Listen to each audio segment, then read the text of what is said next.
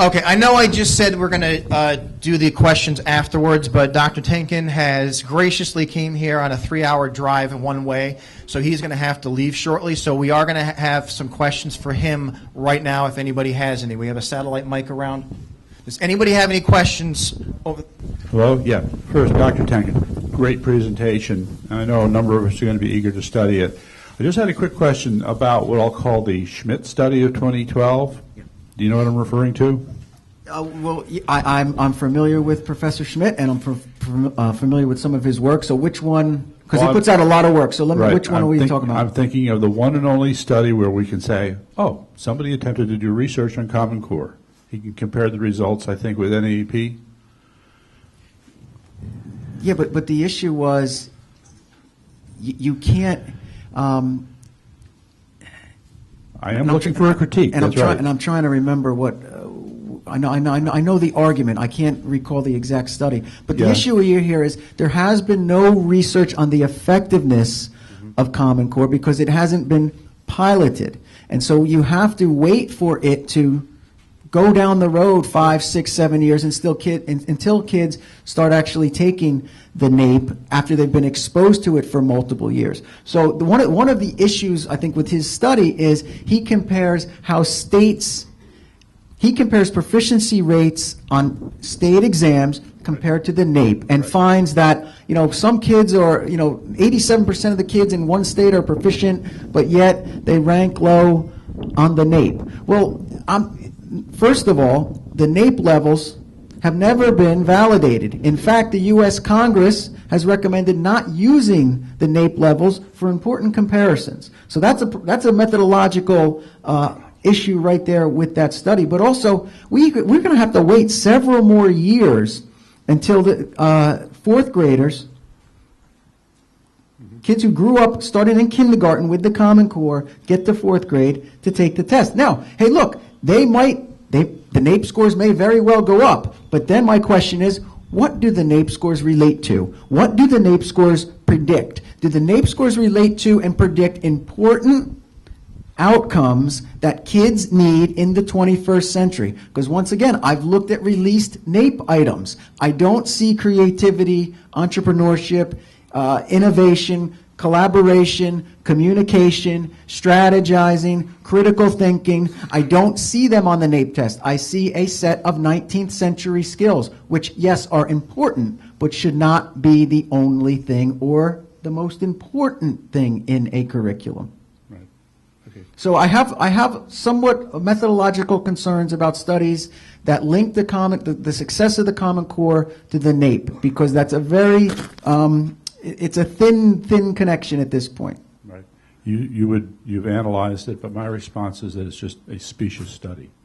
Well, what's interesting is that Professor Schmidt has done a really nice job on analyzing the textbooks and curriculum materials available, and also Professor Polikoff out in USC.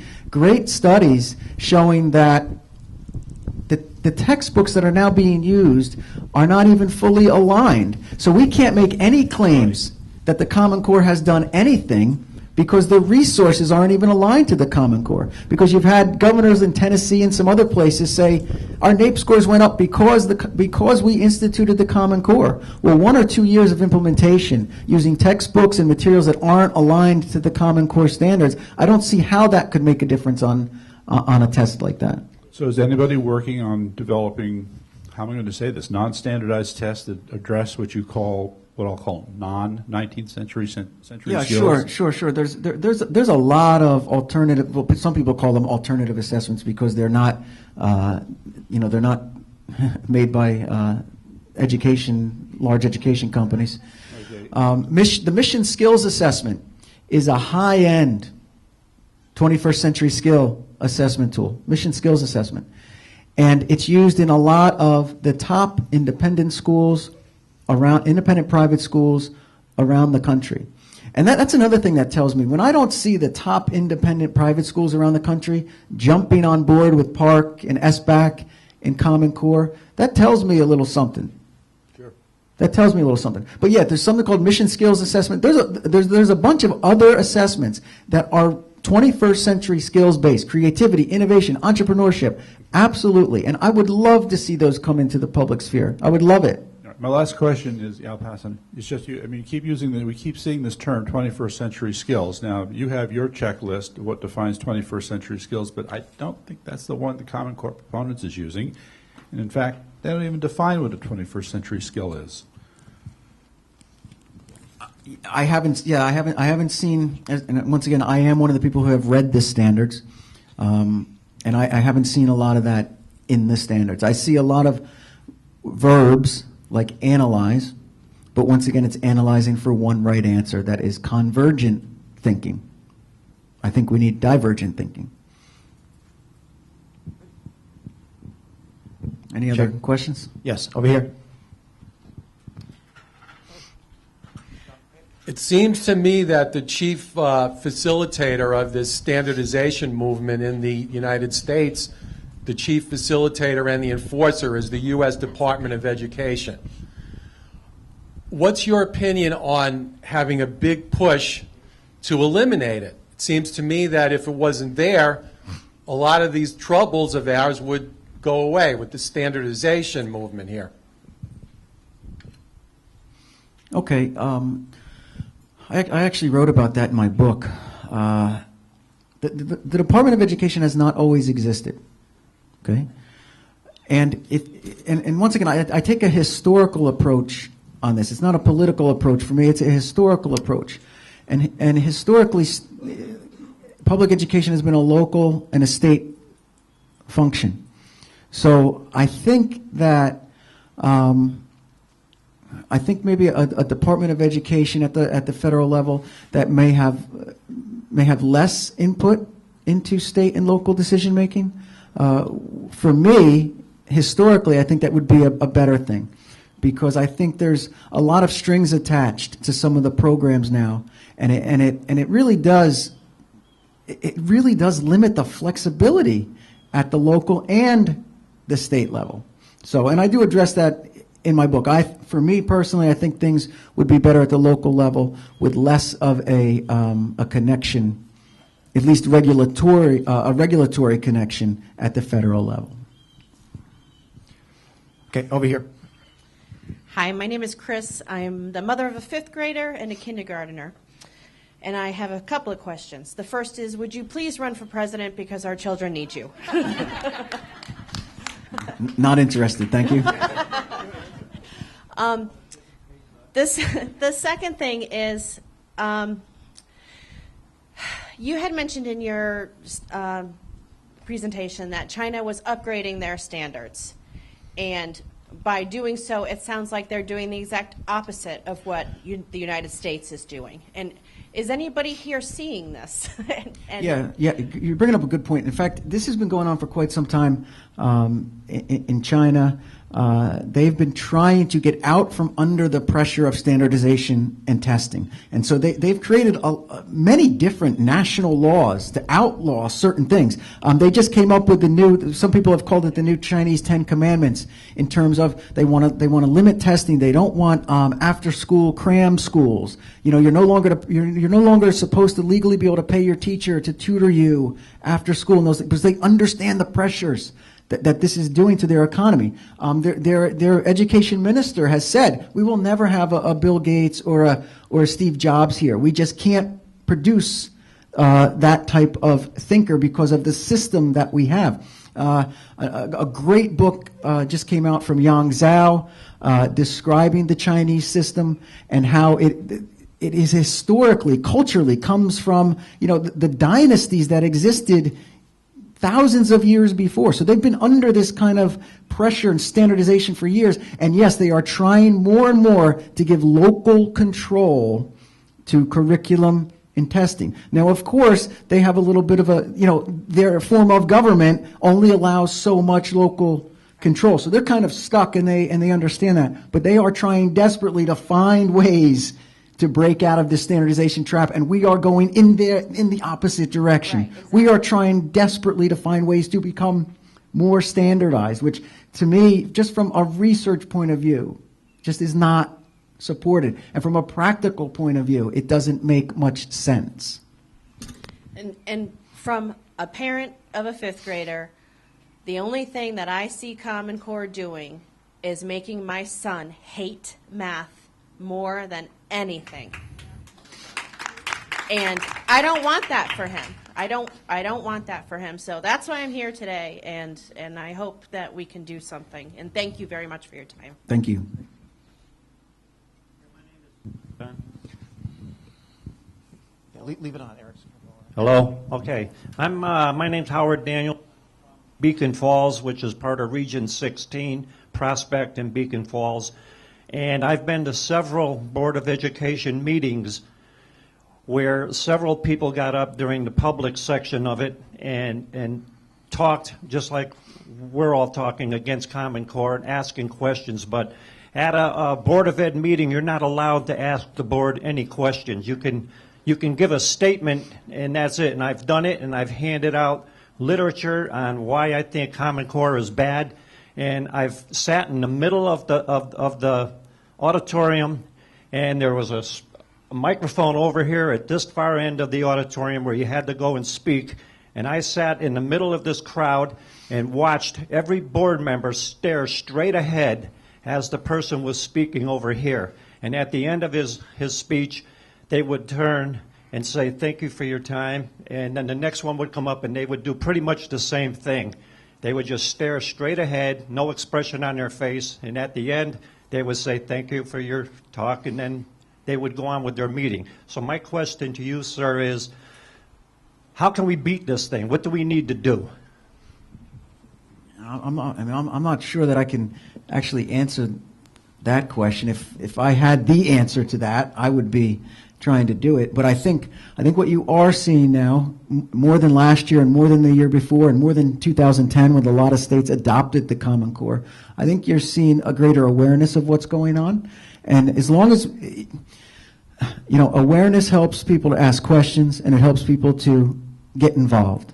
And so I think the more that people become aware of, the potential issues that exist, I think the more involved that people can become. So I don't think there's anything wrong with continuing to ask questions and continuing to be involved. What I tell my graduate students ask me the same thing. And I tell them, look, guys, it took us 30 years to get here. It may take you 30 years to get out of here. But if you don't ask questions and you don't try to move the discussion forward, well then, that doesn't help. Hi, I just wanted to add to this question. I have gone to the State Board of Education meetings, and we have disseminated material. I have also been to our local Board of Education meeting and disseminated material. Also, I think if people can get the emails of, if not everybody on the Board of Education, then at least the whoever's running it, not the president, but the chairperson, yes, send emails and ask them to disseminate it to the other board members if you can't find the other board members' emails. But I think that way is something that we can all do something about, making sure that the board members get the information, whether they read it or not. That's something you can't always know. Sure, and I don't know what's been the level of organization here in Connecticut, but I know in New Jersey and some other states, we have an organization called the Education Law Center. We also have an organization called Save Our Schools New Jersey. And these are organizations that work with state legislators and state Board of Education members to, represent a view of public education that is more inclusionary, perhaps more democratic, perhaps more evidence-based. So I don't know if you have those kinds of organizations here, but that's also another way to get involved. Because at least in New Jersey and many of the other states, there's a lot of action at the state legislative level. And so, your assemblymen and your state senators and things, there are also people that have an interest in this and might be worthwhile talking to. Hi. Oh. The first thing I want to say is obviously one thing that's important is November 4th and going forward, and that we need to make sure we know what candidates from the top to the bottom believe in parental and child rights first and foremost. That's A. And to vote for those people. But my question is, here in Connecticut, we take the S back, other states take the park. In your opinion at this point, what is the current validity and reliability of those instruments that our children are taking or being asked to take? Considering last year was the field test, they pretty much provided free research for the companies, right? There was none really done before that. What is your opinion as to their reliability and validity to measure what they say they're supposed to measure at this point, considering those scores will go in the P20 database in Connecticut, and that database follows them for their whole life. So that database is pretty much my fight at this point. That P20 database we need to know about, and how Connecticut is definitely one of the only states left in the nation not to regulate that database. Every other state is racing to do so. So how do we decide whether or not that's a proper instrument? And if we don't believe that that is a proper instrument, our refusal to take that comes into question, knowing that our kids will be followed forever with it. Okay, at this point. No, yeah, I know our speaker here is going to talk about that. I just want to say there are standards, the standards for psychological and educational testing that exist from the American Psychological Association. Those are people that do testing for a living. And to answer your one specific question, every test has to be validated for every way it's going to be used. So if it's going to be used to determine graduation, it needs separate validation for that. If it's going to be used to tell how well a student did in fourth grade, it needs to be validated for that. If it's going to be used to tell how qualified or effective a teacher is, it needs to be validated for that. So you can't, the standards are clear. You can't use one test as a blanket to tell you everything, every question you want an answer to without having it been validated. So these are the types of questions that I ask. May I see the validity data for this use, this use, this use, this use? And so as of right now, I haven't seen those data. Doesn't mean they don't exist. Okay? They just haven't been published widely yet. But those are questions that you would ask. They're claiming, I guess by their policies, they're claiming that you can use the test for whatever way that they're saying they're using it for. I don't know, but I personally haven't seen any. Thank you. Hi. My question also is about the SBAC testing. One of the things I'm struggling with is, and they're both the same, the idea that they're computer adaptive, so they will change as an individual is taking them, so the questions either get easier or harder. Is it even possible for that to be considered a standardized test? Well, yes, it is possible. There's many different types of standardized tests. And so it is possible for that to be considered a standardized test. The bigger question is that the indicator that we want to use to make a determination about something important about a child or a teacher or a school system? And the standards for educational psychological testing are clear that you really shouldn't use one test, only one measure, to make really important decisions about people. You should use multiple measures.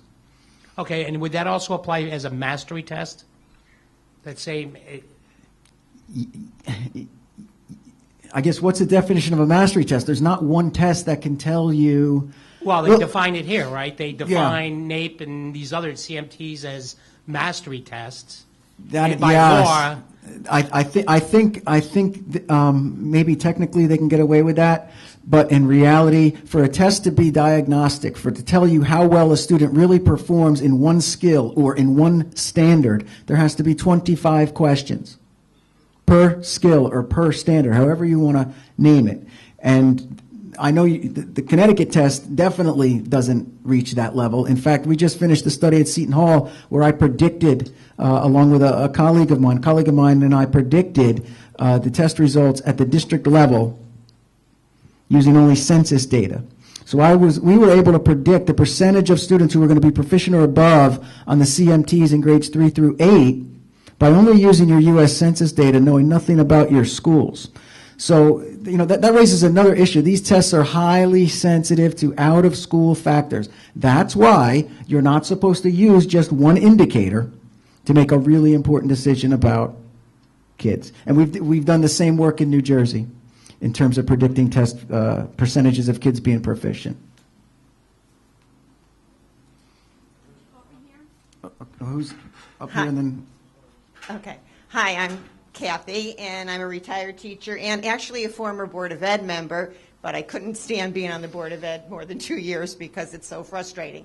But anyway, I agree with everything you've been saying. I've been reading Diane Ravitch, I've been reading Anthony Cody, Young John, all those people. And we have all these brilliant minds out there like you saying that it doesn't matter about these global, comparisons, but we still keep getting that same narrative that we're behind, and somehow the media just will not pick it up. And I'm just so frustrated. I don't know how we can get it out. I'm saying, you must have a large number of colleagues who think the way you do, and we are brilliant minds. Why isn't anybody paying attention? I don't get it. I'm not I'm not an expert in the media, but I know that if we were to, good news kind of generally, bad news kind of sells papers better, I think, sometimes. And believe me, I try to talk to media people about this. My colleagues, we try to talk to the media about this. But at the end of the day, I guess, saying that you're ranked 29th makes more people read the article than saying, hey, we're, the world leader again in creativity, or we're the world leader again in innovation, or in patents, or in Nobel Prizes. I don't know why. It's frustrating. It's frustrating. But the idea is, I think you just got to keep providing the facts. Over here. Thank you for your wonderful talk. It really was very inspiring. I didn't know all that. But I do teach art at a community college, and at a community college, 70% of the students entering are remedial. However, and I get a lot of them because they can take art classes for non-credit, for credit. But what I've noticed is I cannot determine which students in my classes are remedial and which are non-remedial. And I'm talking about design classes, composition, where they have to be very creative, and we are demanding.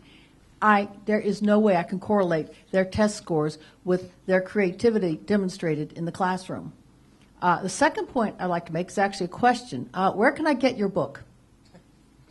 Oh, it's on Amazon. And what's the name of it? The School Reform Landscape: Fraud, Myth, and Lies. If you go to my website, there's a picture of it there, and we basically deconstruct every large federal reform since Sputnik and show that every one of those reforms has been built on not on evidence, let's say, and we provide the evidence to show that it's flawed. Well, I think we're all heading to your website today. Thank you. My publisher will be very happy. Can you repeat your website, please? ChrisTienken.com. ChrisTienken.com. It's actually right on the screen there, too. Okay. Thanks for If pointing people that out. have smartphones, take a picture of the screen so you can remember it later. Any other questions? Sorry. The leader of the Human Genome Project, he was homeschooled, and he was classically educated. Why don't we just teach kids the trivium and quadrivium when they're in school, or when they get educated, right? I mean, you're talking about a method of learning, right? And that teaches a method of critical reasoning. And then you could go off and learn anything you want. Have you ever heard of that? I think, well, see, once again, I would come back to, I think that should be a local decision. And so if we allowed more local control, we may have more programs like the ones you just referenced would be in our schools. But since local control is becoming more and more restricted, less and less flexibility with local curriculum standards and testing, approaches like that, it's a lot difficult. It's a lot more difficult to get a Board of Education to move in that direction. You can't even, like, if you talk to somebody about the trivium, they have absolutely no idea what you're talking about. Well, we don't even have to talk about that. If you go ask your local school board to change the math sequence in a large way, or not even a large way, and in some cases you'll be told, well, we can't. It's the Common Core. So. We need more flexibility at the local level so we can even begin to have some more of these discussions. That's just my opinion. Okay, am I on? Thank you again. I really appreciate it. What struck me is how upside down it is what we're being told about that we're failing and that we need a fix. And it's just remarkable watching your presentation that the opposite, in fact, is true. My question is, we were discussing the fact that the Common Core state standards are lacking in research. If those are the standards that we're using and we're aligning the curriculum to, so every day in school the kids are following that curriculum and it's being piloted, is it fair to say that our kids are engaged in an experiment? This is experimental. It's in an experimental stage. And our children's formative years, we're handing over to an experiment. I've raised this issue that because there is a lack of evidence, and I have not seen any discussion of the unintended consequences of this. I hear a lot of promises about what it will do, but there's always unintended consequences, and I haven't heard about those. So a lack of empirical evidence through pilot testing or anything else, a lack of a discussion about unintended consequences makes me very concerned that yes, we won't know the results until down the road. And I've said publicly in other places, when my children are standing on the high school graduation stage, they don't get to say, I want a do-over. I want a do-over. They don't get that chance. So once again, kids have policy thrust upon them, and I think that's why it's so important that there's local discussion, local input about what happens. I can't stress that enough because you're bringing up a great point that it's going to be years before we know the outcomes of this. They may be good, but what if they're not? So, I would at least like to have had a choice in that decision.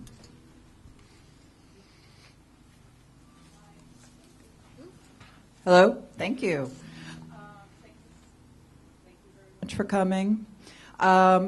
Just to her point, I just thought, how does that compare to No Child Left Behind? Was that also, I'm not really knowledgeable, did they just throw that out to the public as well as a, here, let's give this to everybody and see what happens kind of thing? Okay, so No Child Left Behind ran more on state standards. Okay, and depending on your state, there was more or less involvement in the development of those standards. So what No Child Left Behind did, it was really just the reauthorization of the Elementary and Secondary School Act. Okay, and so that kind of tied funding mechanisms to state standards. But the standards that were made were state level, and once again, depending on your state. Some states had broad participation in those standards, where other states didn't. So I can't say across the board that No Child Left Behind is like what's going on now because it really depended on your state. Okay, so New Jersey had some input on some levels of the standards, and other levels parents weren't involved. But they were always able to give input at the state board meeting. But what I'm talking about here is input at the local level on strategic planning committees where we can really look at curriculum paths that are going to be in our school district, and they might be different, vastly different from other ones. Thank you everyone. Again, thank you, Dr. Tienken, for your time and input on all this.